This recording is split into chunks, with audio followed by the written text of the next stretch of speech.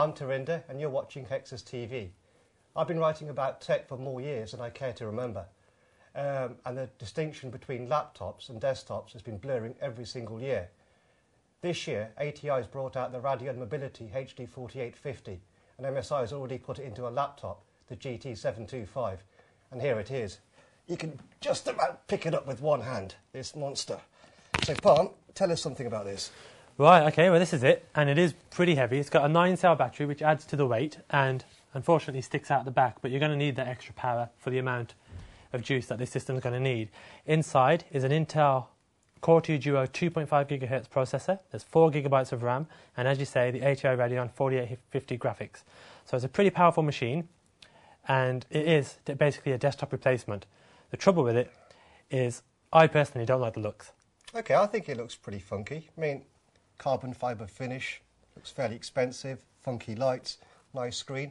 It has a bit of a Transformers feel to it, yeah. But it could be a nicer shade of red. There's certainly only a small percentage of the market that this is going to appeal to. Okay, so would you want them to make customisable models where you can choose pretty much whatever colour you want? Yeah, How can absolutely. they appeal to everybody? That's the problem. Yeah, of course. But I think just a pure black option would make it appeal to more people. For a start, looking at it, the screen looks pretty nice. So 17-inch. Yeah, which is great to make use of the built-in Blu-ray drive. It's not a recorder, but it does play Blu-ray disc just fine. The downside is we find the drive is a bit noisy, so it's not as quiet as we like. So when you're watching it, maybe in a quiet location, it can be a bit loud.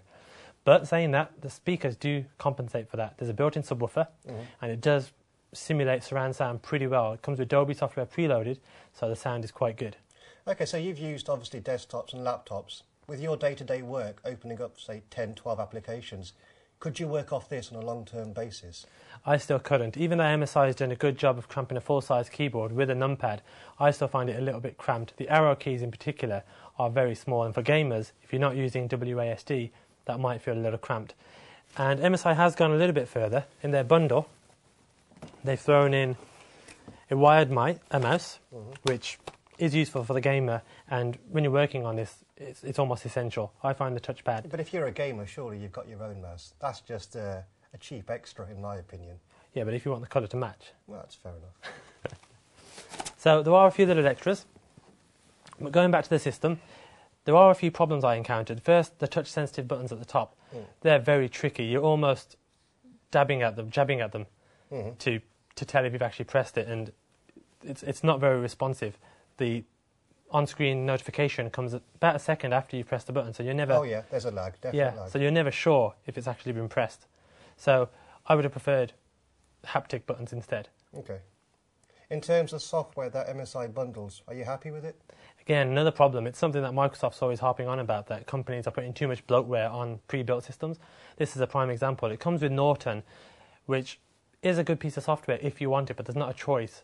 When you first boot up the system, the initial install process takes a long time, the best part of an hour, and you've got no option. I suppose if you bought it, you want to use the laptop straight away. And having to wait that hour and not knowing what's going to happen or what's happening. And MSI does have its own software on there for volume adjustment and eco mode, which puts icons on the screen that you don't necessarily want, and I believe that adds to the boot time, because this isn't the quickest booting system. Okay, so going past all that, I mean, the whole point of this laptop, I believe, is that you can game in mobile form, and you can have all the effects turned on.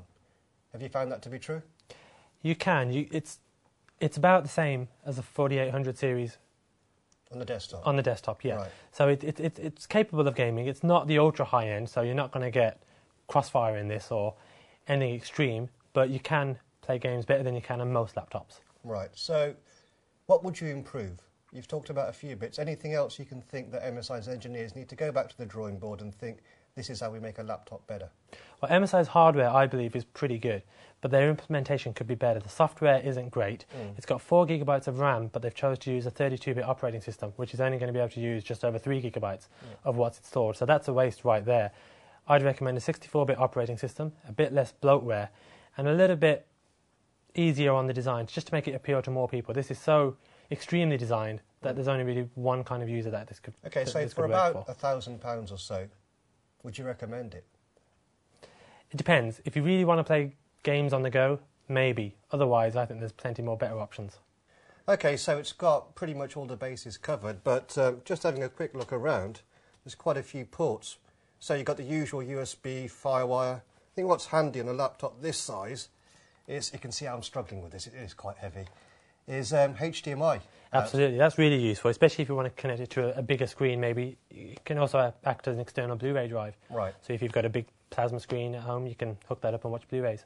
Yeah, I tell you what, I'm fussy about one thing, and that's fingerprints. I'm holding this, and look at my hands, it's just going all over the place. Yeah, absolutely. I'd be going mental. Yeah, Did they put a cloth?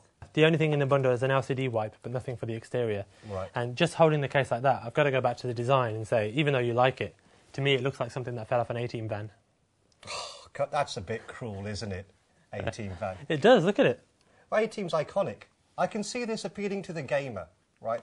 Maybe not to the well-heeled accountant, say, but to the gamer that wants a powerful system on the go, wants to take it to a LAN and not carry around 15 kilos worth of kit. But maybe not to the female gamer.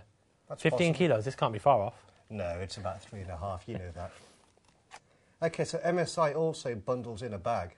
I mean, it's a fairly heavy laptop, so it's going to be quite sturdy. But looking at the colour, I'm pretty sure that with your observations earlier, you'd much prefer it if it looked like this. Yeah, definitely. It's got a nice metallic shine to it. It doesn't exactly match the laptop, but as you say, it's quite heavy, so you do need a bag.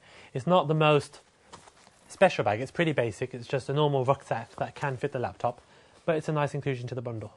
That's true. My only concern, as always with laptop bags, is that if somebody knows it's a laptop bag, there's something quite expensive inside. Yeah, absolutely. The MSI branding is a bit of a giveaway. I tell you what they should do is make that removable.